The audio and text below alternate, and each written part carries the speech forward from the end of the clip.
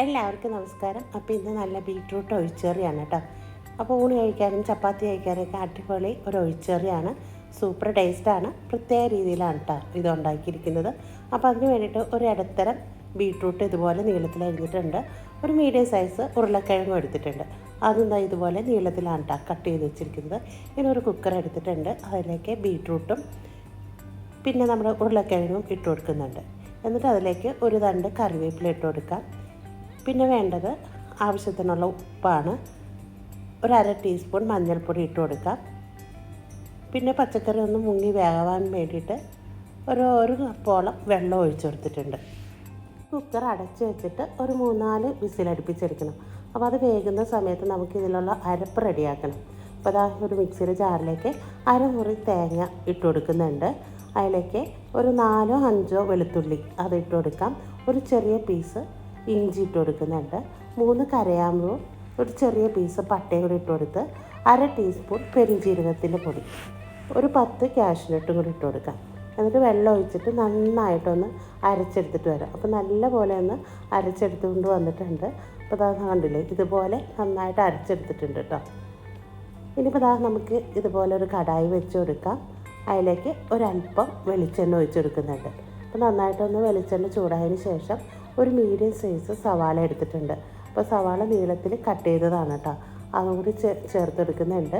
ഒരു തണ്ട് കറിവേപ്പില ഇട്ട് കൊടുത്തിട്ട് നന്നായിട്ടൊന്ന് വഴറ്റിയെടുക്കാം. ഒരു 4-5 പച്ചമുളക്. അപ്പോൾ പച്ചമുളകിൻ്റെ എരിവാണ് കേട്ടോ ഇതിൽ കൂടുതലായിട്ട് നിൽക്കുന്നത്. എന്നിട്ട് അതൊന്ന് വഴന്ന് വന്നതിന് ശേഷം അര ടീസ്പൂൺ മഞ്ഞൾപ്പൊടി, അര ടീസ്പൂൺ മുളക് പൊടി, എന്നിട്ട് നന്നായിട്ടൊന്ന് വഴറ്റിയെടുക്കാം. അതിലേക്ക് ഒരു മീഡിയം സൈസ് തക്കാളി കൂടി ചെറുതാക്കി അരിഞ്ഞെടുത്തിട്ടുണ്ട്. അതുകൂടി ചേർത്ത് കൊടുക്കുന്നുണ്ട്. അപ്പോൾ അത് ചേർത്തത് കാണിക്കാൻ പറ്റിയില്ല കേട്ടോ, തക്കാളിയുടെ അത് റെക്കോർഡായില്ല, അതാണ് കേട്ടോ കാണിക്കാതിരുന്നത്. എന്നിട്ട് ഇതാ നന്നായിട്ടൊന്ന് വഴന്ന് വന്നിട്ടുണ്ട്. അതിലേക്ക് നമ്മുടെ അരപ്പ് ചേർത്തെടുക്കാം. അപ്പോൾ ഇനിയിപ്പോൾ നന്നായിട്ടൊന്ന് മിക്സ് ആക്കിയിട്ട് മിക്സിയുടെ ജാറിലേക്ക് ഒരു അല്പം വെള്ളം കൂടി ഒഴിച്ചെടുത്തിട്ട് നന്നായിട്ടൊന്ന് മിക്സ് ആക്കി കൊടുക്കാം. അപ്പോൾ നല്ലപോലെ ഇതിൻ്റെ ഈ അരപ്പിൻ്റെ പച്ചമണമൊക്കെ ഒന്ന് മാറി കിട്ടണം കേട്ടോ. അതുവരെ ഒന്ന് നമുക്കിതൊന്ന് ഇളക്കി യോജിപ്പിച്ചിട്ട് കൊടുക്കാം.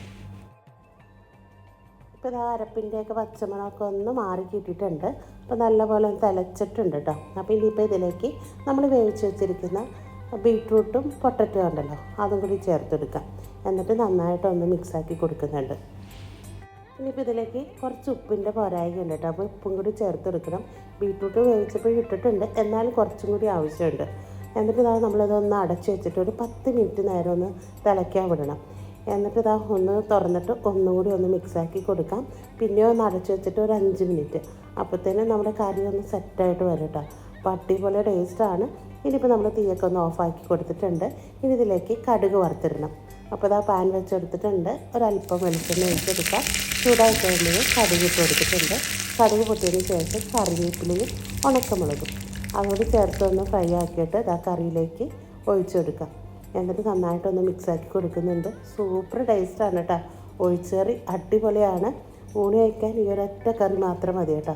അപ്പം നല്ലൊരു വിഭവമായിട്ട് വരുന്നത് വരെ എല്ലാവർക്കും ബൈ.